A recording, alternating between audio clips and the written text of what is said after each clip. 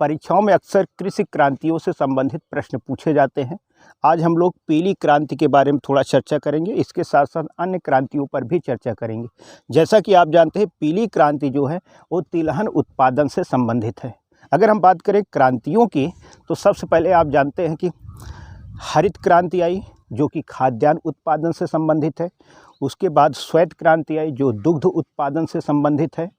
इसके साथ साथ जैसे गोल क्रांति आलू उत्पादन से संबंधित है। लाल क्रांति टमाटर और मांस उत्पादन से संबंधित है। रजत क्रांति अंडा उत्पादन से संबंधित है। और इस प्रकार गुलाबी क्रांति झींगा मछली उत्पादन से संबंधित है। अन्य प्रकार की क्रांतियाँ आई।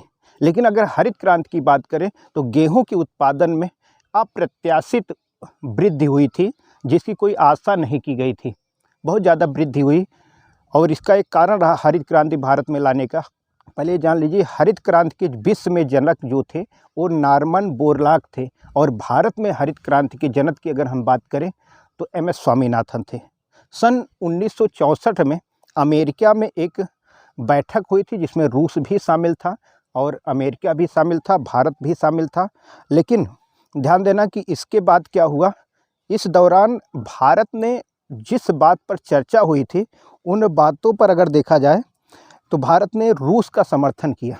जब रूस का समर्थन किया तब अमेरिका ने एक ताना मारा, क्योंकि उस समय भारत के द्वारा गेहूं को अमेरिका से आयात किया जाता था। अमेरिका ने ताना मार दिया कि आखिर हमारा खाते हो और बात किसी और का करते हो। इस समय ये बात तत्कालीन प्रधानमंत्री जवाहरलाल नेहरू को लग गई। जब जवाहरलाल नेहरू को लग गई, आने के बाद उन्होंने वैज्ञानिकों का एक दल अमेरिका भेजा कि आखिर किस नीति के माध्यम से, कौन से उनके द्वारा तकनीक अपनाई जा रही है कि गेहूं का उत्पादन बहुत ज़्यादा होता है।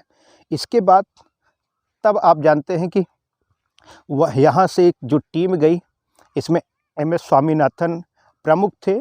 वापस आने के बाद 1967-68 में यहाँ पर हरित क्रांति की शुरुआत हुई।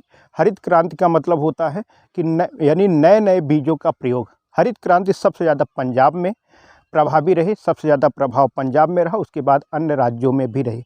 पहले गेहूं पर इसका प्रभाव पड़ा, इसके बाद अन्य राज्यों में भी इनका प्रभाव पड़ा। तो ये बहुत ही महत्वपूर्ण रहा।